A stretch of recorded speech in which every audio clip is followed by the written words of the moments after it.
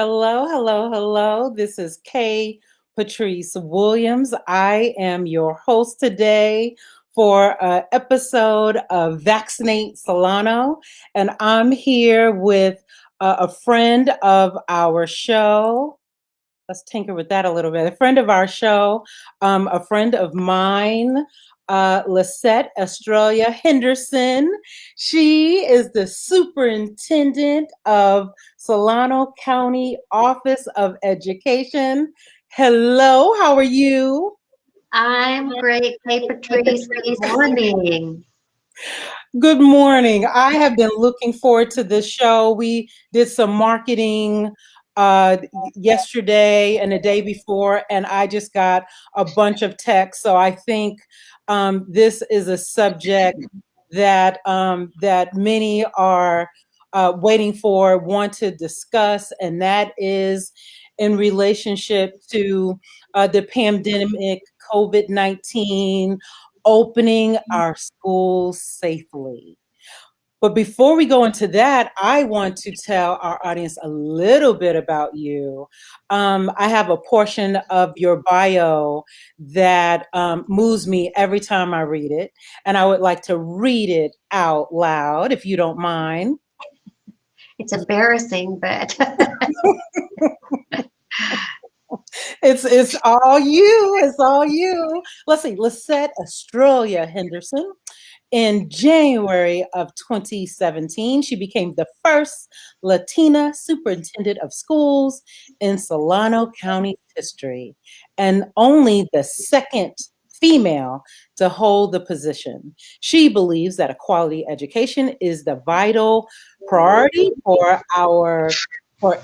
each and every student, and a strong public education system is critical to the social fabric and economic vitality of our community. In her role as an educator and more recently as the county superintendent of schools, she has championed equity and cultural, responsive, and inclusive practices as foundational and essential as we strive to prepare students to grow, learn, thrive, achieve lifelong successes, regardless of her gender, ethnicity, primary language, social economic challenges, or approaches to learning.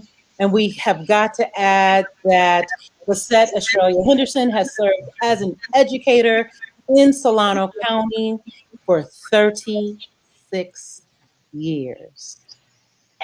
That has to be said. We can't even start without saying that.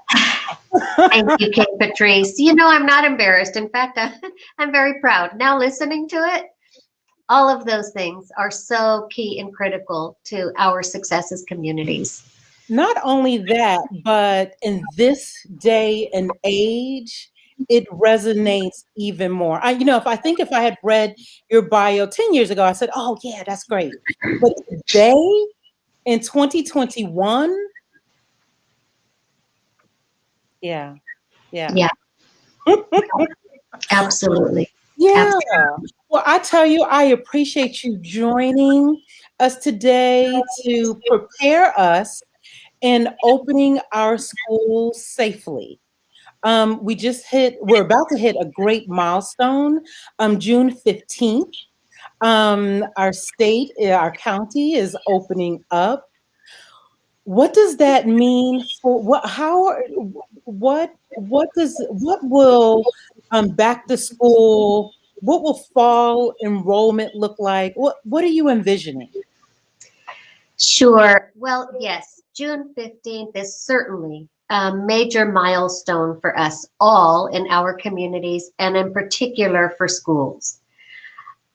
Before we even go there, let's really realize that we are in a unique moment in history where we have all undergone collective trauma, frankly, from which we are beginning to emerge as a community and as schools.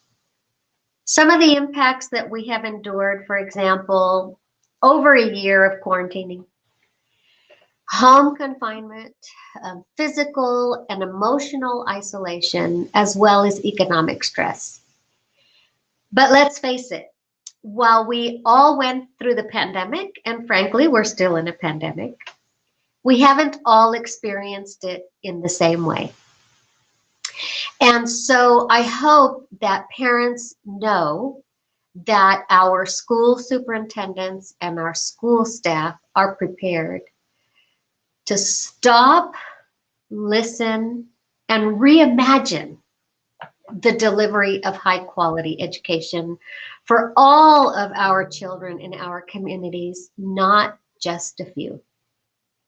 And so I want parents to know that we have the opportunity to reimagine what schooling looks like. And that's what I'm so excited about. I'm so excited about our schools welcoming our students back for full in-person instruction. And that's what parents can expect. So you can expect hearing from the schools.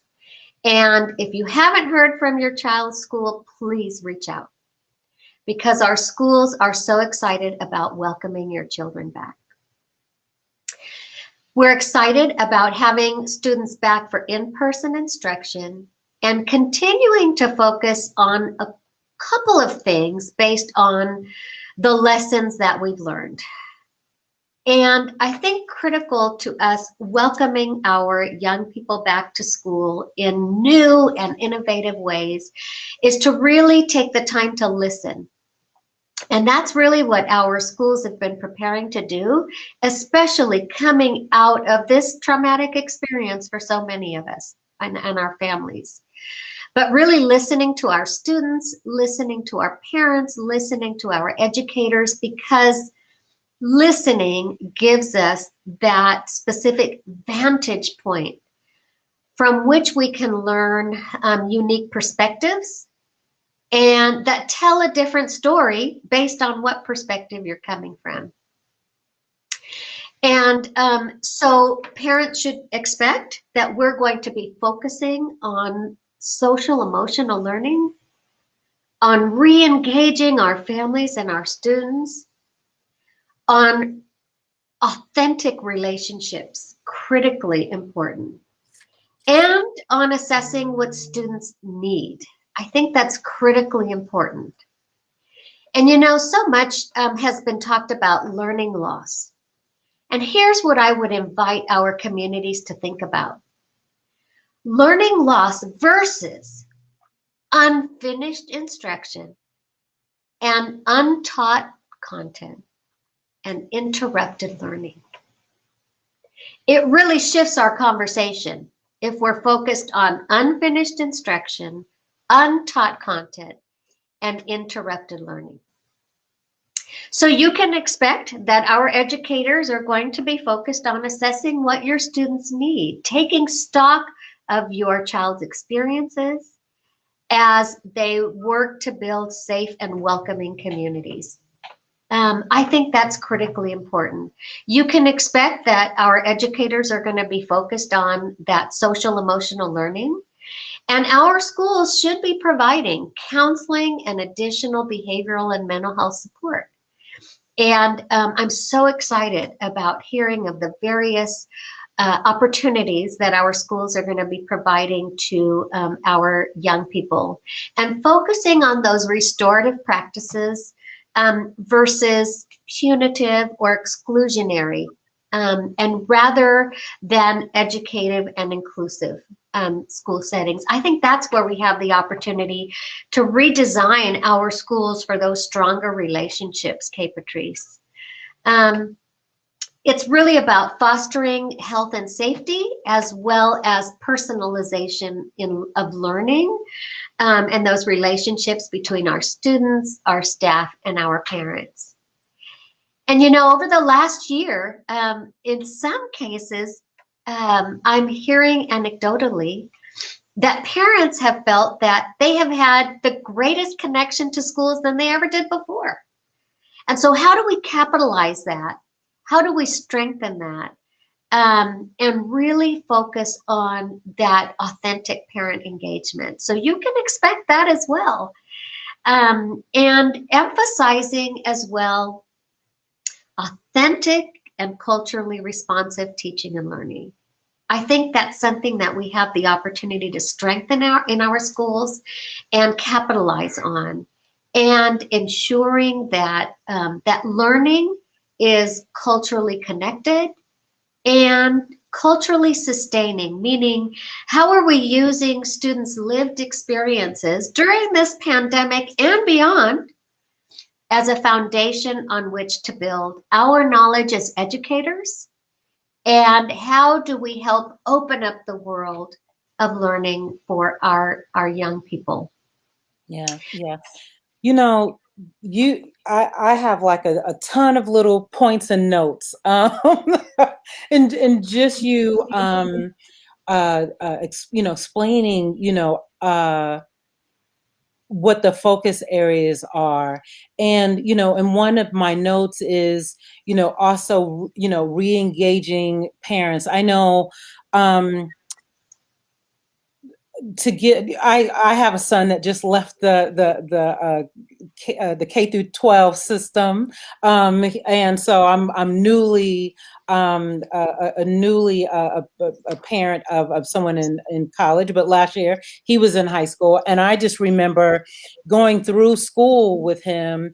There were some times as a parent I was disengaged because I didn't feel like the school met me where I was. Nope, you need to be here at this day and time to talk to the parents. Okay, do I do that or do I work and make money? Money, let me pick the money. So I hear you, myself included. I remember, I mean, I've worked out of town for my whole upbringing of my daughter, and that tug and push and pull is real. it is It's real. real for our families that need to work outside of the home to make a living Right. and provide for our children. I totally get it. Yeah. And during this pandemic, what it did was expose and exacerbate those inequities in our communities. Yes. What about food insecurity? Am I going to go out into the COVID world and work so that I can provide for my child? Or am I going to stay home to be my child's teacher? And not all families had, I'm going to say, the privilege to be able to do that. Right. What about internet access? What about the health disparities that have the Band-Aid, pun intended, has just been ripped off? Health disparities. Yes. And that ability to support learning at home, parents working, they might not have the knowledge or even the English language skills. So what you describe is meeting parents where they are at is so critically important. And I think that's one of the opportunities that we have as educators to reimagine teaching, learning, and parent engagement. Absolutely. And that's our challenge. That is our challenge. Yes, yes. And how will we make a commitment to meet parents, every parent, not just some parents, every parent where they are. Mm-hmm. Mm-hmm. Yep. Without that assumption that we're all out of this in this same box. And our children are not, coming all out of the same box as well. And my other concern is that loss of learning. I have a child that thrived in at home, distance learning. What about our children that didn't? What about our children that didn't have a great internet connection? What about our children that just needed a different type of engagement? Or maybe they were helping their children learn. How do we catch these, children that got a little lost, a little behind? How do we catch them up in a whole year? Right. And so, Patrice, you bring up a really good point. And I think what we need to focus on, and what we're going to be focused on as an education system, is shifting our mindset from remediation to acceleration, and focusing on prioritizing the unfinished instruction, the untaught content, and the interrupted learning, because it's impossible to think that we're going to be able to make up a whole year. So how do we prioritize those key content areas that are going to help accelerate learning? And here's what we are focused on as a system now, is really moving away from that remediation and holding our kids back. And if we're focused on diversity, equity, and inclusion, and meeting our children where they are, that's what's going to help us accelerate learning. And our decisions need to be focused on supporting greater equity and greater access versus further perpetuating inequity in our schools. And it's about really focused on students' individual needs, where they are, what they need to have access to in order to accelerate their learning. We cannot continue to focus on one size fits all and every kid gets everything. In this year coming out of the pandemic, and actually, you know, it's interesting, in the education field, what we are reaching out to is lessons learned from Hurricane Katrina. Really interesting, in fact. So what were the lessons learned from other places around the country who have experienced devastating effects, for example, of hurricanes or flooding? You're not going to be able to make all of that up. And frankly, I'm going to go out on a limb and say not all of it is important. But how do we prioritize our daily schedules, our master schedules, our allocation of resources? And how do we listen to students and parents regarding what they need? And how do we engage in assessment that is authentic and is focused on those priority key learning areas? And in addition, provide that social emotional support that our students and families are going to need. We have been through a traumatic experience as a community, and it's critically important for us to really focus on expanded learning opportunities, whether it's tutoring during the day or after school, whether it's high quality after school program activities, which means reaching out to our community-based organizations. There are so many resources out there that are willing and ready to step up and step in and support our schools as they continue to focus on meeting the individual needs of their children. So it's going to take focus, and it's going to take prioritizing. And it's going to take focus on untaught content, interrupted learning, and unfinished instruction, with a priority on key skills that will literally accelerate learning versus remediate learning. Mm-hmm, mm-hmm. Do you feel that, because to me it feels almost like more that we need more an increase of staff, so that we can have a little bit more individualized learning and assessments? Are you feeling that way too? Yeah, so thankfully the state and the legislature have allocated resources to our schools under AB 86, if anyone cares to look it up.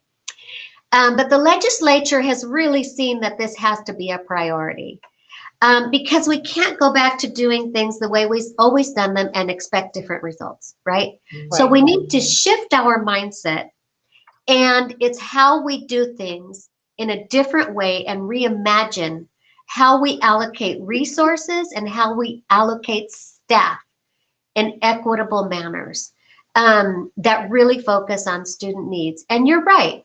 In some cases, we are going to need additional staff in order to really individualize that learning. And how do we allocate resources and staff to additional, not only academic support, but also social emotional support? Right. So increased staffing in many cases is going to be part of the formula. Absolutely. Right. Right. You know, I believe one of your superpowers in your position is um, I love that you meet with your superintendents for all the schools. So, in my opinion, that gives you this round table. I don't know what you call it, but in my mind, it's this brain trust, intellectual brain trust, where you're meeting around the table. In my mind, you're meeting around the table and you're saying, this is what we're doing really, really well. You know, Vacaville.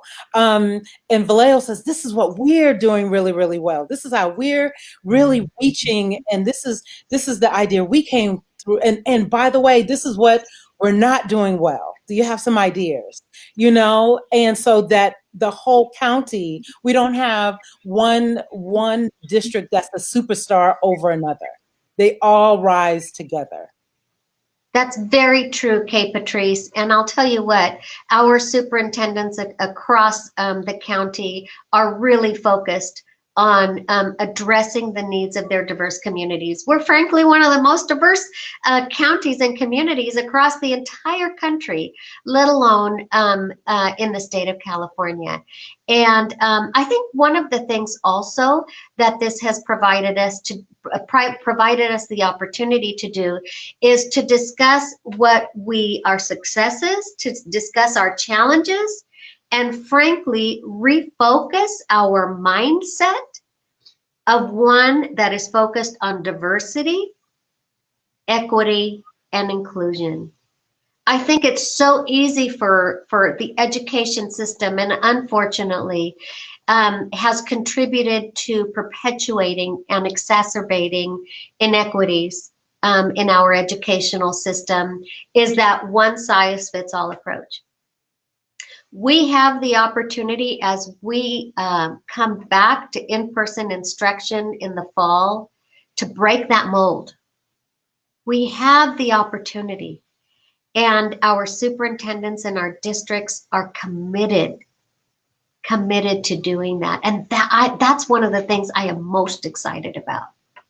The thought that we can break the mold and reimagine learning and provide parents with a multitude of options and settings in which their students will have the opportunity to learn, to grow, and thrive, regardless of what circumstances they're coming from. What an opportunity. I mean, for us as educators, it's a once in a lifetime opportunity. If you think that we haven't gone through this, you know, for over 100 years, right? 1918 was the last time that we experienced a pandemic. We have the opportunity to break that mold. Let's not lose that opportunity. And that's what our superintendents are really focused on. And yes, those are the conversations that we are having. And something I'm just so excited about. You know, you have me fired up. I'm so excited. I'm so excited for us, the collective us. Yes. And I tell you, you know, we said only 30 minutes, but I tell you, when you get on, I want to talk to you forever. The other concern that I have is re-accounting for our students. I'm so concerned about students that we've just lost hold of. I know that at one time, and I don't know if we have updated data, but at one time, the number of children that were homeless, or children that were moving from place to place, or children that were living in cars with their parents. You know, I'm concerned about accounting for these families, these children, and getting our arms around them. I am equally concerned, and it's also something that our schools are very much focused on. And in fact, an example of an effort to really engage with and find our students and reconnect with them and bring them back into our schools is Fairfield Suisun Unified School District. They recently received a grant from Genentech, I think it is. And the County Office of Education is so excited to be a part of that process of reimagining how we seek to re-engage our students who have been hit, in many cases, the hardest. Our individuals without permanent housing, if they were on the edge before the pandemic, we know that we have a job in front of us to find our students and re-engage our families. And Fairfield Sassoon is an example of having this grant, but each of our school districts is focused on creating full service community schools and full service school districts where we can bring these resources into the schools, because we know that schools have the opportunity to be a hub for our families, a safe place with our wellness centers where our young people can receive those social emotional supports that they so desperately need access to, where they can receive the academics, but where they can also receive the social services, those services that can help lift our families up and help put them back on the track to positive outcomes, not only for the student, but for the entire family structure. Because we know that the student is not an island. And we know that a student doesn't automatically become, have permanent housing as soon as they walk onto the school campus. They don't leave homelessness behind. They don't leave poverty behind. They don't leave chronic illness behind. Our young people carry those things with them when they walk into the schoolhouse. And so as schools, we have the opportunity to reimagine how we provide those wraparound supports to our students in need. And frankly, that's one of those things that I'm so excited about and motivated and inspired by, the opportunity to reimagine how we reconnect with those families who have been disengaged through no fault of their own. Absolutely. And then one more question, and then I want to talk about a program that a pre-K academy. But before we do, can you tell our parents what do they need to do to prepare their students for the fall? We're going to be running this video through the summer. What is the call to action? How do our parents prepare themselves and prepare their students? Yes, well, very good question, and probably one of the most critical questions. Parents can expect that the children are going to be required to wear face coverings, according with the California Department of Public Health guidance for the use of face coverings, and in the school setting. And we will likely have more information as the CDPH, the California Department of Public Health guidance, is updated. But I think that that's something that they should expect is going to continue and should prepare for. Our parents should also expect and prepare and be knowledgeable and be seeking out the social emotional support that our students may need.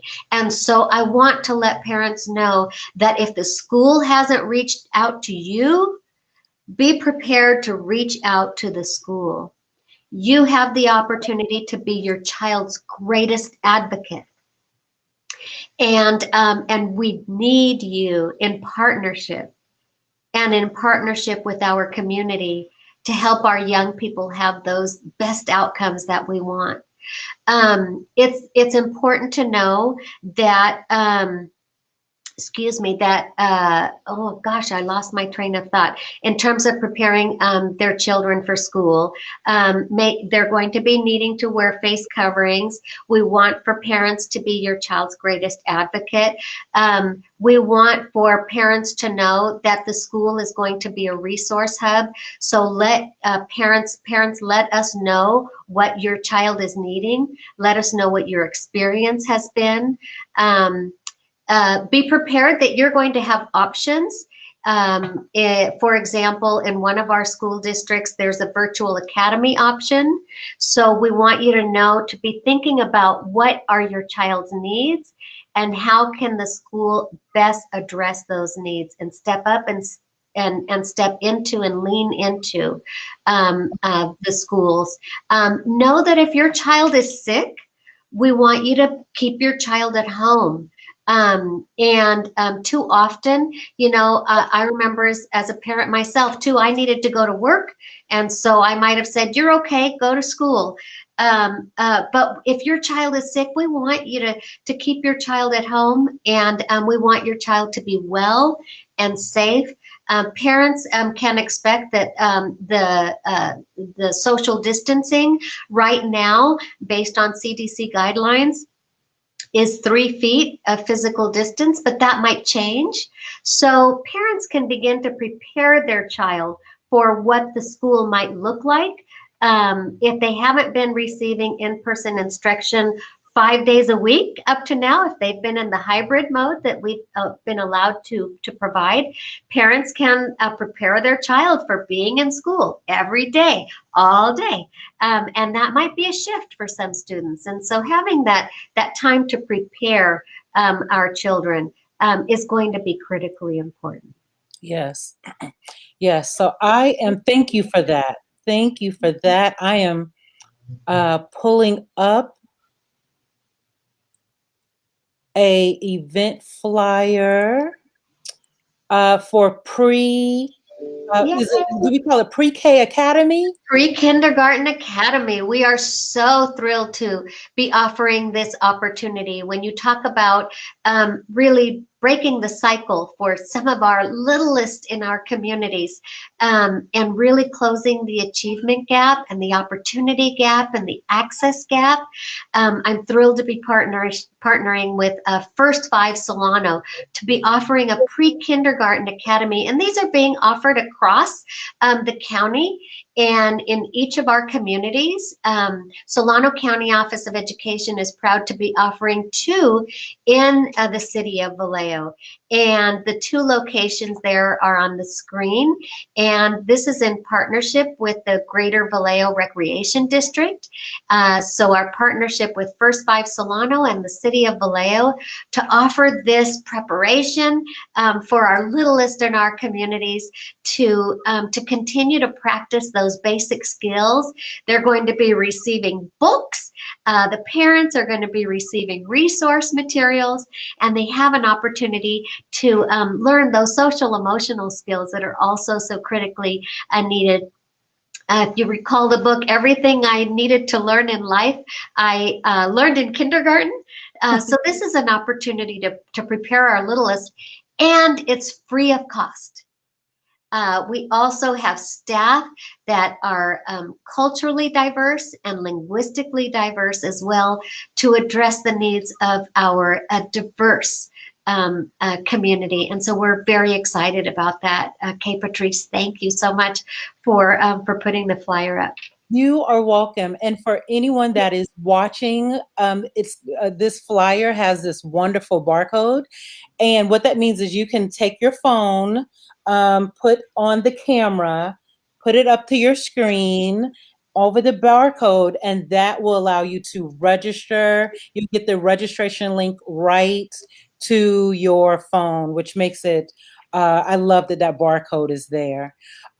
I'm so excited about that program. Thank you so much for taking the time to share it with the community. And I'd love to have you come by and visit. I have the opportunity to visit each of the academies, so I'm going to make sure that you come with me on one of my visits. I want to come. We'll make it happen. And I'm not going to have baby fever. I have to I can just enjoy the little ones and come on home. Yes. That is awesome. Well, thank you for joining us on this edition of Vaccinate Solano, special edition opening schools safely. It has been my privilege and honor to spend this time with you. And just thank you. Oh my gosh. Thank you for the invitation. The honor has been mine. Wonderful. Well, to our community, thank you for joining us for this edition of Vaccinate Solano. Please like and share it. Share it in your community, your social groups. We want this information to get out to our parents. And all of the shareholders that are want to know how are we opening schools safely. Okay, well, with that, thank you very much.